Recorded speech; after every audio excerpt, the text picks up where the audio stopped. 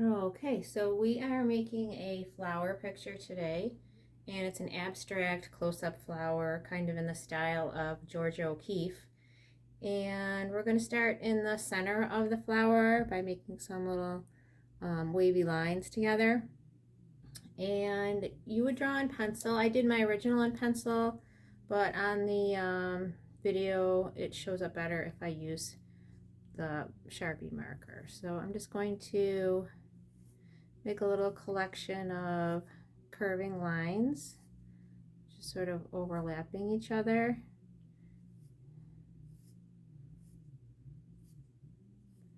And then I'm going to sort of spread out from there. And there's really no wrong way to make these lines. You just sort of make them wavy and kind of spread them out. So I'm just sort of imagining how the petals would get larger and larger as we go farther out from the center of the flower.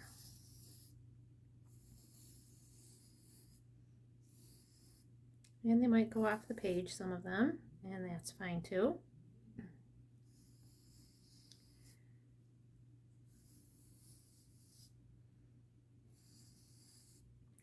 And you might want to leave a little bit of space for some leaves. And drawing the veins of the leaves as well.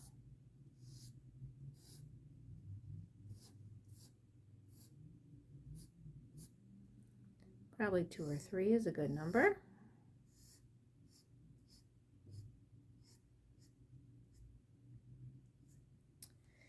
Now, then I am going to trace over my pencil lines with a little bit of yellow at the center and a little bit of orange.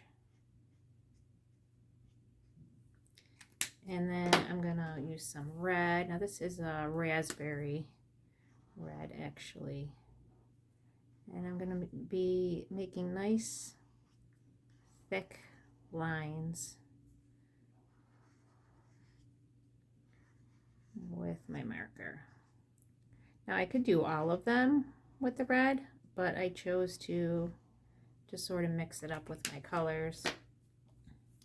And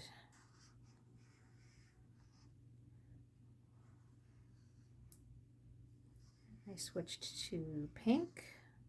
This one's a flamingo pink. I'm trying to make nice, thick, solid lines on my pencil line.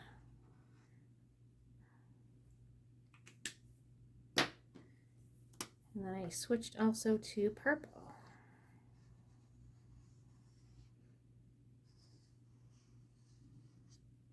Now I can just take water and a paintbrush and just sort of spread these out, these colors.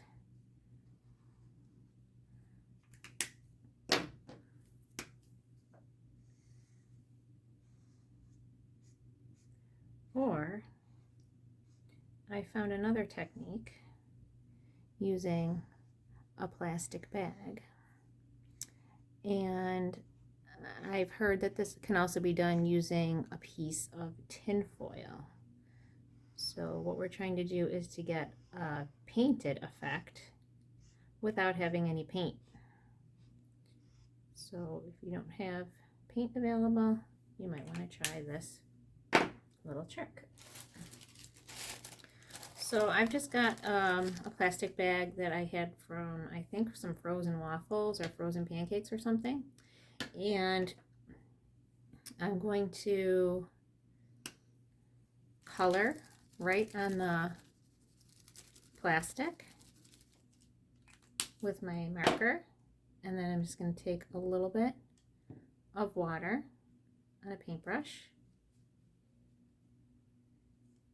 And I get a nice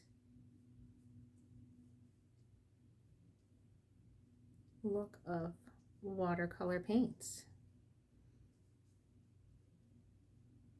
Now I think you'll want to be careful that you're not using washable markers. I'm not sure. I've had trouble with this blending before with washable markers. But these are just the regular Crayolas. Okay, for my center, it's so tiny. I probably won't need to color on the plastic bag with that. Okay, so you can see how it gives a nice painted effect. Oops, it looks like I might have had a little blue in there from last time I painted on this bag. So when I switch to a different color, just go to another spot on the bag, or you could also just wipe it off with a paper towel so that your bag is clean and dry in whatever area you decide to paint on next. All right, so the pink is pretty light, but the original color is light also.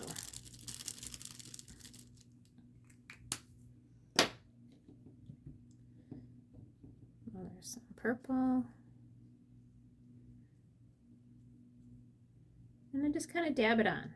I don't have to really worry a whole lot about where the darkest areas would be, where the shadows would be.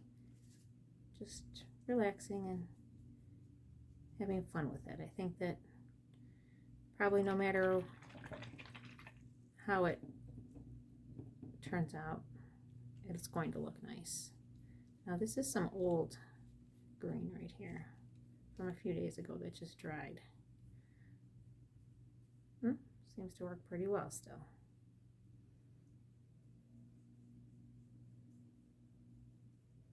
All right, and good luck finishing yours up.